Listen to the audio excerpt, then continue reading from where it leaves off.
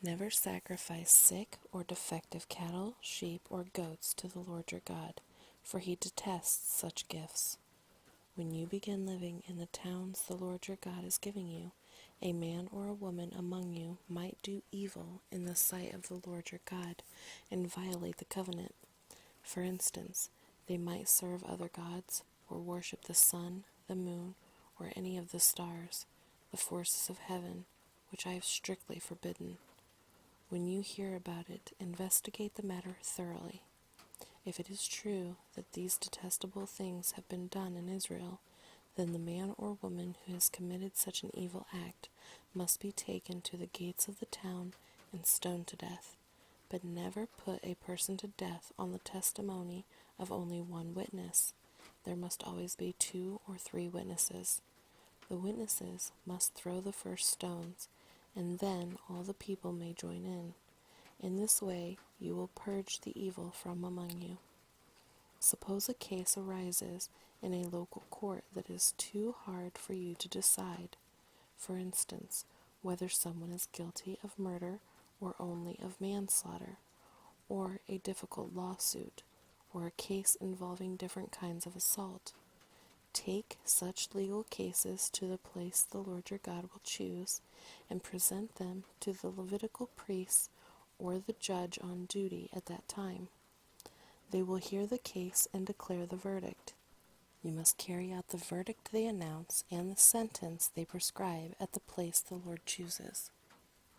You must do exactly what they say. After they have interpreted the law and declared the verdict, the sentence they impose must be fully executed. Do not modify it in any way. Anyone arrogant enough to reject the verdict of the judge or of the priest who represents the Lord your God must die. In this way you will purge the evil from Israel. Then everyone else will hear about it and be afraid to act so arrogantly. Guidelines for a king. You are about to enter the land the Lord your God is giving you. When you take it over and settle there, you may think, we should select a king to rule over us like the other nations around us. If this happens, be sure to select as king the man the Lord your God chooses. You must appoint a fellow Israelite. He may not be a foreigner. The king must not build up a large stable of horses for himself, or send his people to Egypt to buy horses, for the Lord has told you, you must never return to Egypt. The king must not take many wives for himself, because they will turn his heart away from the Lord.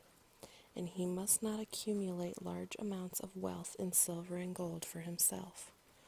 When he sits on the throne as king, he must copy for himself this body of instruction on a scroll in the presence of the Levitical priests. He must always keep that copy with him and read it daily as long as he lives. That way he will learn to fear the Lord his God by obeying all the terms of these instructions and decrees.